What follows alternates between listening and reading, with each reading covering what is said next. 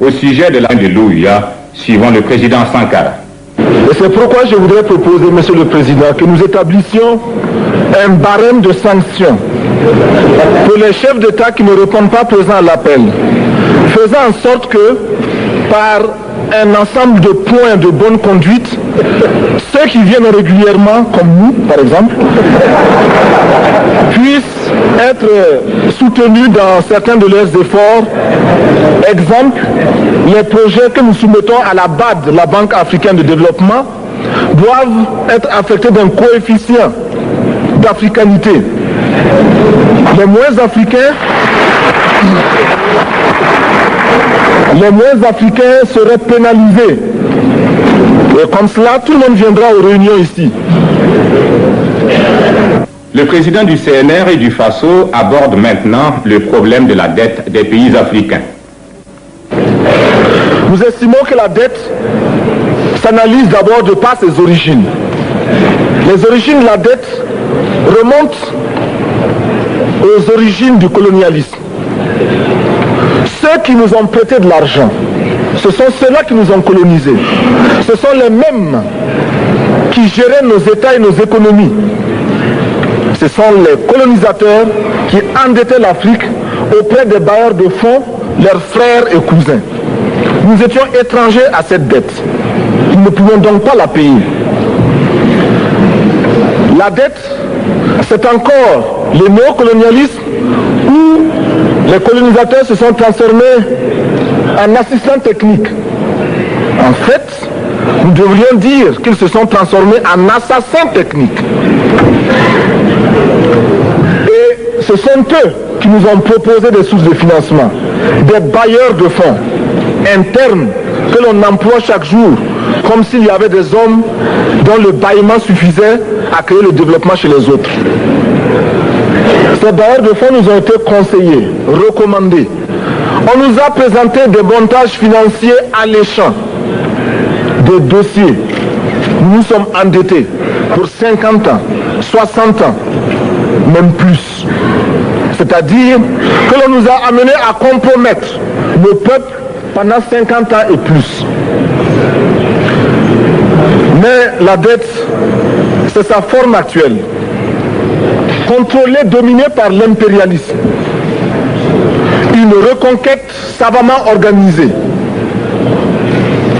pour que l'Afrique, sa croissance, son développement obéissent à des paliers, à des normes qui nous sont totalement étrangères, faisant en sorte que chacun de nous devienne l'esclave financier, c'est-à-dire l'esclave tout court, de ceux qui ont eu l'opportunité, la ruse, la fourberie de placer les fonds chez nous avec l'obligation de rembourser. On nous dit de rembourser la dette. Ce n'est pas une question morale. Ce n'est pas une question de ce prétendu honneur que de rembourser ou de ne pas rembourser. Monsieur le Président, nous avons écouté et applaudi le Premier ministre de Norvège lorsqu'elle est intervenue ici même. Elle a dit, elle qui est européenne, que toute la dette ne peut pas être remboursée. La dette ne peut pas être remboursée. La dette ne peut pas être remboursée parce que, d'abord, si nous ne payons pas, nos bailleurs de fonds ne mourront pas. Soyons-en sûrs. Par contre, si nous payons, c'est nous qui allons mourir. Soyons-en sûrs également. Ceux qui nous ont amenés, ceux qui nous ont conduits à l'endettement, ont joué comme dans un casino. Quand ils gagnaient, il y avait plein de débats. Maintenant qu'ils ont perdu au jeu, ils nous exigent le remboursement. Et l'on parle de crise. Non, Monsieur le Président, ils ont joué, ils ont perdu, c'est la règle du jeu. La vie continue.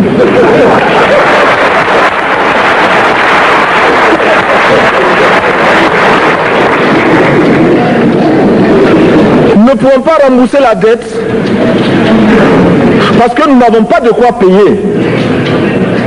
Nous ne pouvons pas rembourser la dette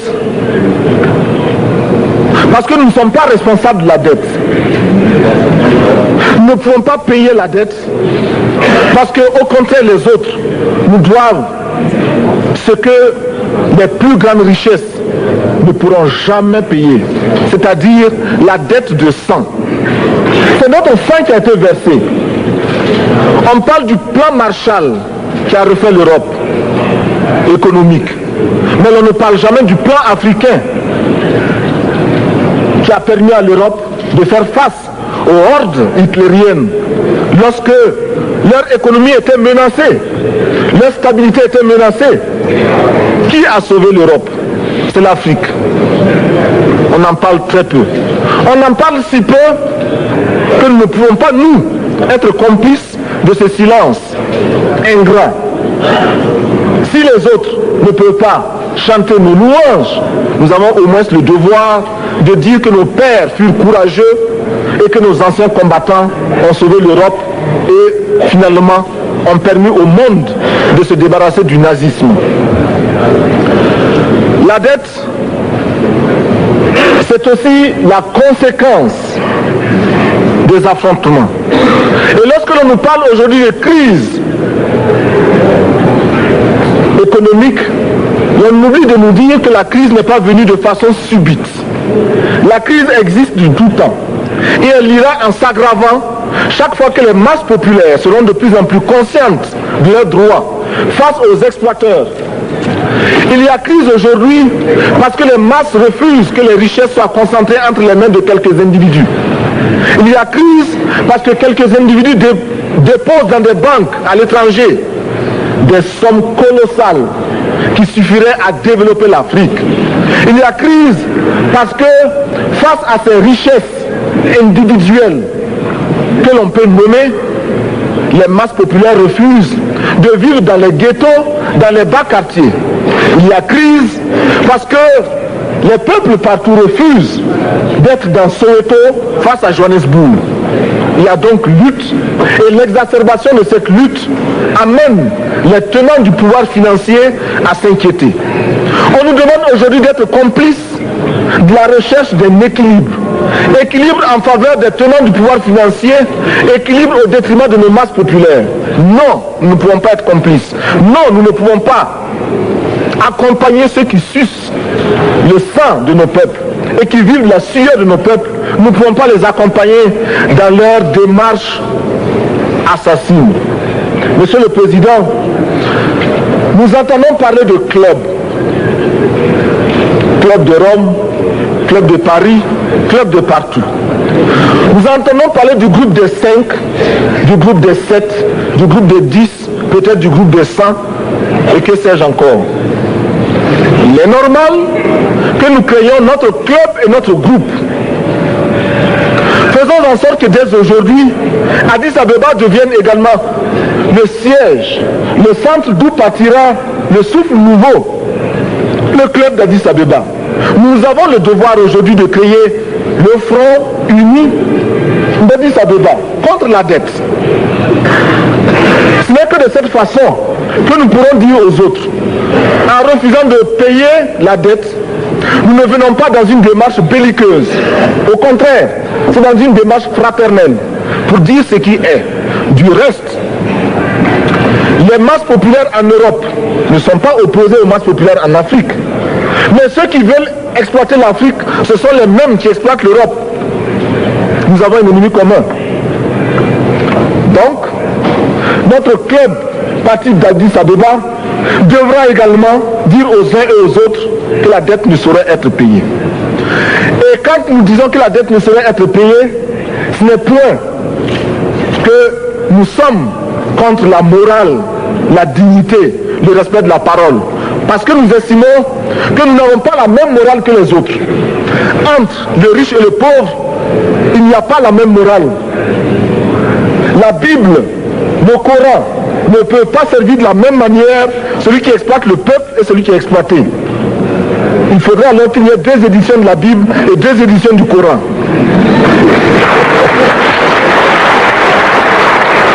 Nous ne pouvons pas accepter qu'on nous parle de dignité. Nous ne pouvons pas accepter que l'on nous parle de mérite de ceux qui payent et de perte de confiance vis-à-vis de ceux qui ne paieraient pas. Nous devons au contraire dire que c'est normal aujourd'hui. Nous devons au contraire reconnaître que les plus grands voleurs sont les plus riches.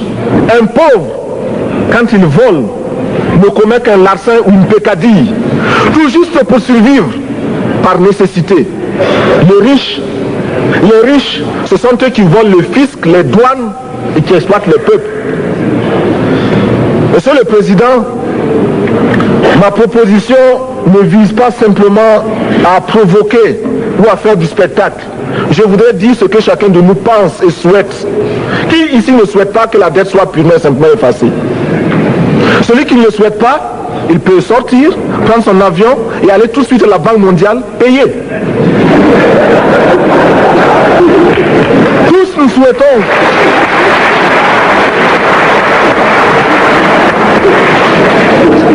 ma proposition n'est pas non plus, je ne voudrais pas que l'on prenne la proposition du Burkina Faso comme celle qui viendrait de la part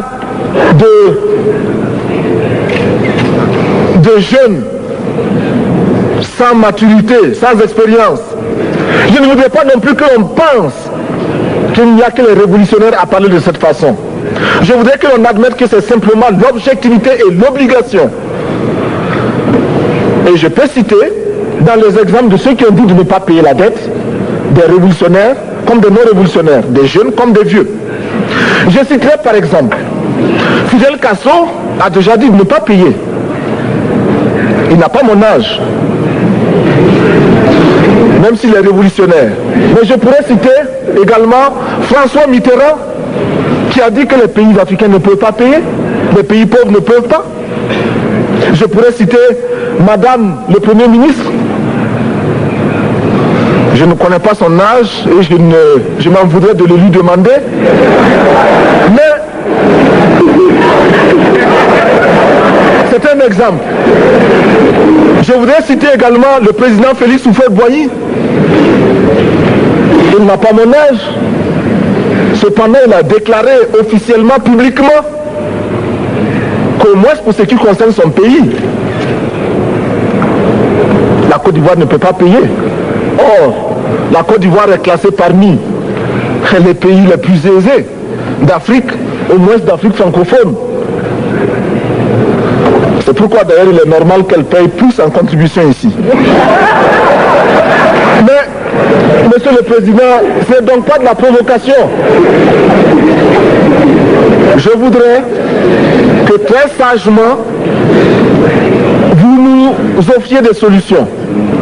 Je voudrais que notre conférence adopte la nécessité de dire clairement que nous ne pouvons pas payer la dette. Non pas dans un esprit belliqueux, belliciste. Ceci pour éviter que nous n'allions individuellement nous faire assassiner. Si le Burkina Faso tout seul refuse de payer la dette, je ne serai pas là à la prochaine conférence. Par contre, avec le soutien de tous, dont j'ai besoin,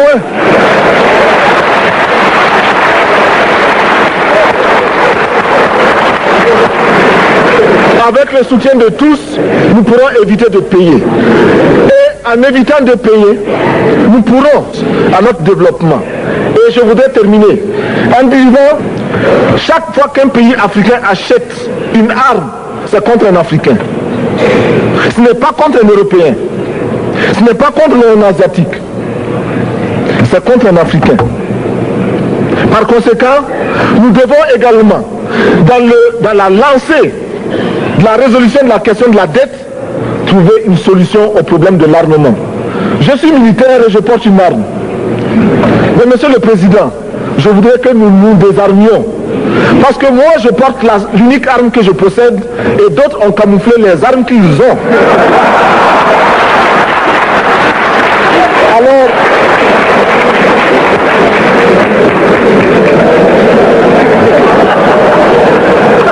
Alors,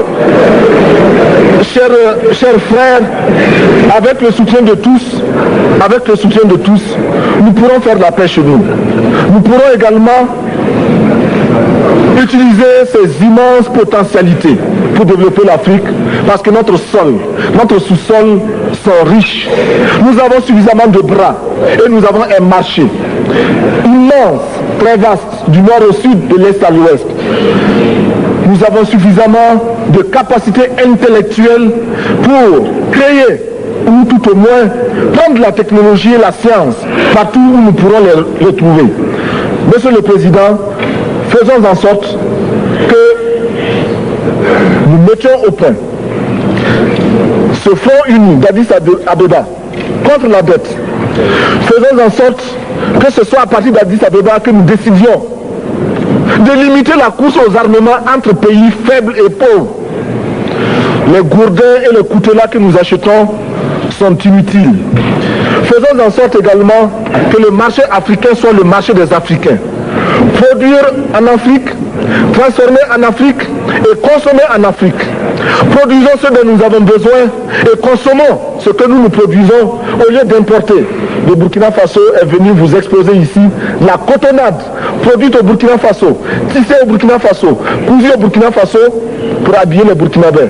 Ma délégation et moi-même, nous sommes habillés par nos tisserands, nos paysans. Il n'y a pas un seul fil qui vienne de l'Europe ou de l'Amérique. Je ne fais pas un défilé de mode, mais je voudrais simplement dire que nous devons accepter de vivre africain. C'est la seule façon de vivre libre et de vivre digne.